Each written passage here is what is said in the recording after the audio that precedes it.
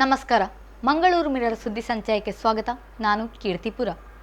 ಮಂಗಳೂರಿನ ಹೊರವಲಯದ ಕೊಣಾಜೆಯಲ್ಲಿರುವ ಮಂಗಳೂರು ವಿಶ್ವವಿದ್ಯಾನಿಲಯದ ಕೆಲ ವಿದ್ಯಾರ್ಥಿಗಳಲ್ಲಿ ಕೊರೋನಾ ಸೋಂಕು ಕಾಣಿಸಿಕೊಂಡ ಹಿನ್ನೆಲೆ ಇಲ್ಲಿನ ಸ್ನಾತಕೋತ್ತರ ತರಗತಿಗಳನ್ನು ರದ್ದು ಮಾಡಲಾಗಿದೆ ಎಂದು ವಿಶ್ವವಿದ್ಯಾನಿಲಯ ತಿಳಿಸಿದೆ.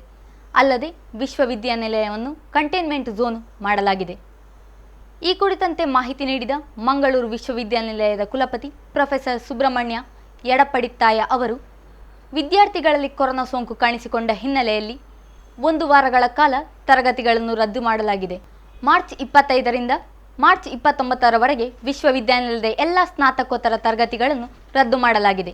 ಅಲ್ಲದೆ ವಿಶ್ವವಿದ್ಯಾನಿಲಯವನ್ನು ಕಂಟೈನ್ಮೆಂಟ್ ಝೋನ್ ಆಗಿ ಘೋಷಿಸಲಾಗಿದ್ದು, ಎಲ್ಲ ವಿದ್ಯಾರ್ಥಿಗಳಿಗೆ ಹಾಸ್ಟೆಲ್ನಲ್ಲೇ ಇರುವಂತೆ ವ್ಯವಸ್ಥೆ ಮಾಡಲಾಗಿದೆ. ಅವರ RT-PCR ತಪಾಸಣೆಯನ್ನು ಆರೋಗ್ಯ ಇಲಾಖೆ ನಡೆಸುತ್ತಿದೆ ಎಂದು ಮಾಹಿತಿ ನೀಡಿದ್ದರು.